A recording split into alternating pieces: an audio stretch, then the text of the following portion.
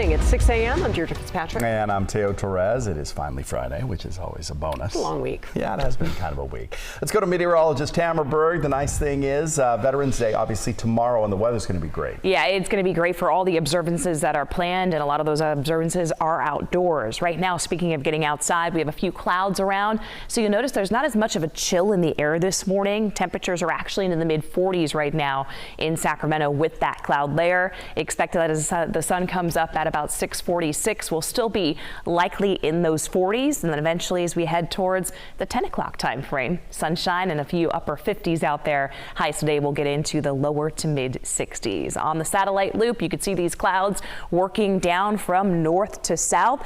It's all associated with a cold front that's working through the area, but unfortunately we're on the tail end of it and it doesn't have enough energy to bring us any rain or mountain snow. Instead, it acts like a layer, and that's keeping our temperatures up slightly for the morning. We're up by about 10 degrees in Truckee and Tahoe for your Friday morning start, up by 2 degrees in Auburn, and really feeling that bump up in Yuba City and Fairfield, running about 8 to 10 degrees warmer for this Friday morning. And temperatures have not changed all that much if you're stopping out in Stockton or Modesto. A couple of things to know about the forecast. We're mild and dry through the entire weekend. We'll see increasing clouds, especially Monday and Tuesday next week, and then chances for rain and snow start to ramp up into the back half of next week. I'll break down the timing on that, what's ahead, and how to plan coming up in just a little bit. Back to you. All right, thank you, Tamara. Well, happening today, a big traffic alert for drivers in Sacramento. Caltrans will shut down part of I-5 Interstate 80 exchange in Natomas all weekend long. And KCRA3's Mike DeSalle is driving that stretch right now, joining us to explain what's going to be going on. Yeah, and you are looking right now at southbound I-5 and those green signs above, that's exactly what we're talking about here. If you are going southbound on I-5 trying to get to I-80 starting 10 o'clock tonight, you will not be able to do that as they're doing that off and on ramp work. So again, southbound I-5, heads up, starting tonight, you will not be able to access I-80 from I-5. In fact, take a look at this Caltrans map. It'll visualize what we just showed you, and the red there tells you what's going to be closed. If you're coming southbound on I-5, you can't access east or westbound I-80.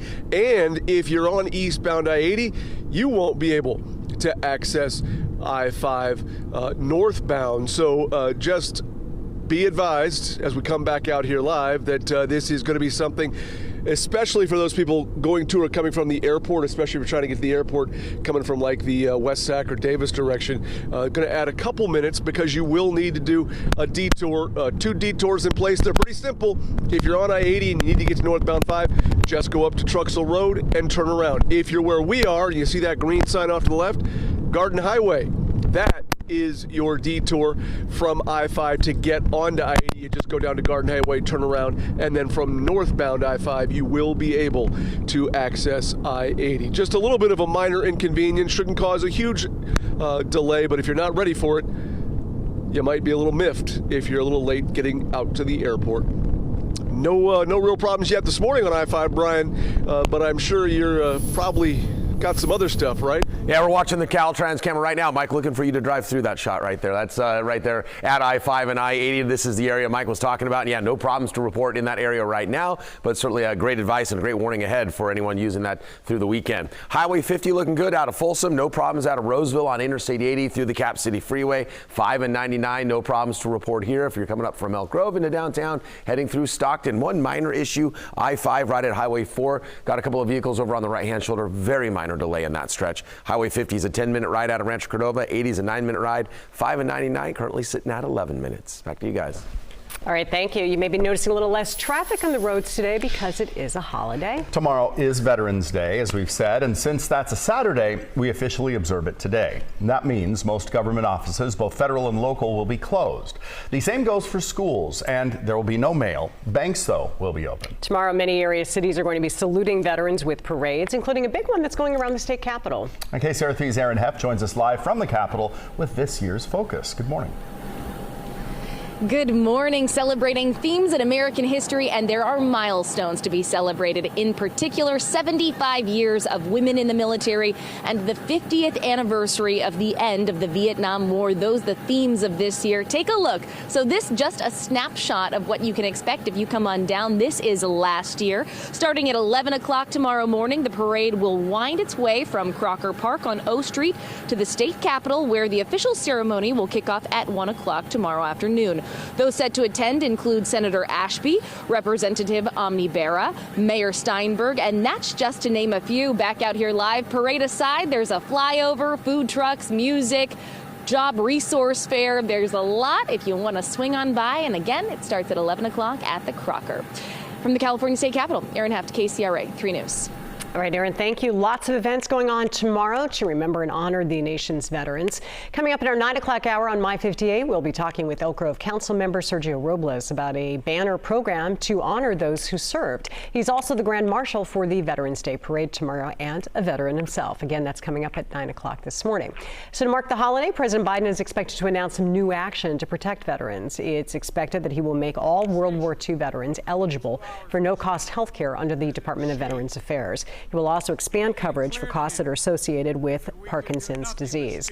The Biden administration is also unveiling new steps to protect veterans and their families from fraud scams. Last year, veterans, military personnel, and veteran families reported 93,000 fraud complaints, costing more than $414 million. A developing story now into our newsroom. The White House is saying that President Biden and the Chinese President Xi Jinping are going to be meeting in San Francisco next Wednesday. The Biden administration says that the world leaders are going to meet to discuss Taiwan and U.S.-Chinese relations. The meeting is not expected to lead to major announcements, however. One White House official says President Biden is looking toward managing the competition, preventing the downside risk of conflict, and ensuring channels of communication are open.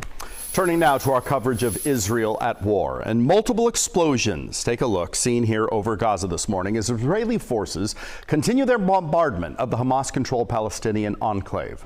According to Gaza officials, Israel launched airstrikes on or near at least 3 hospitals. The month-long effort to wipe out Hamas following the October 7th raid on Israel has left Gaza's hospitals struggling to cope.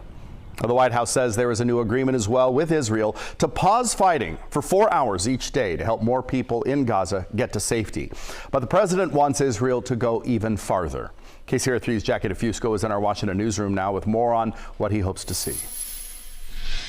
That's right. President Biden is pushing for a pause that lasts at least 3 days to pave the way for negotiations with Hamas for the release of hostages. But the administration says that these 4-hour daily pauses are a step in the right direction. Well, things are moving along.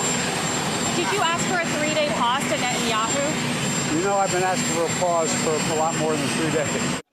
Israeli officials say the humanitarian pause will be limited to certain areas in northern Gaza, and they're still rejecting the formal ceasefire that many protesters are calling for. National Security Council spokesman John Kirby says Israel will give civilians a heads up at least 3 hours before each pause is set to begin.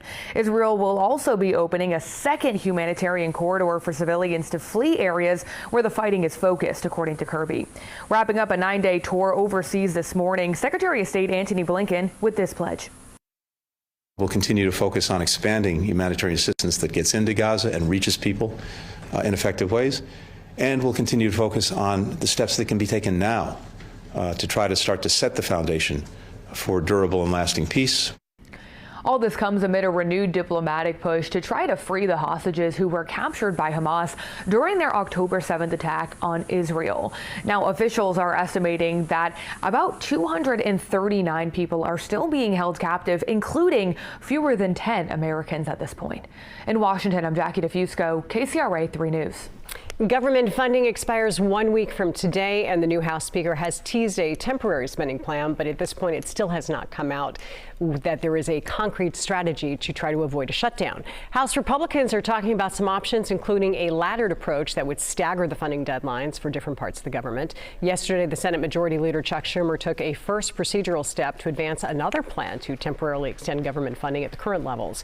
Congress passed a similar stopgap measure earlier this year. Ultimately, that led to the ousting of the former House Speaker Kevin McCarthy.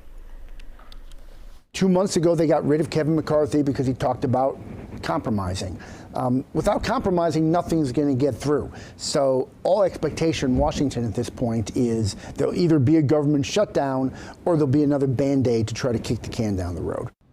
Lawmakers do not expect to vote on a short-term solution until next week. Congress is not in session today in observance of Veterans Day. Moving now to our Commitment 2024 coverage, and Democrats' hopes to holding on to the Senate next year now taking quite a blow. West Virginia Senator Joe Manchin has announced he will not run for re-election next year. I believe in my heart of hearts that I have accomplished what I set out to do for West Virginia.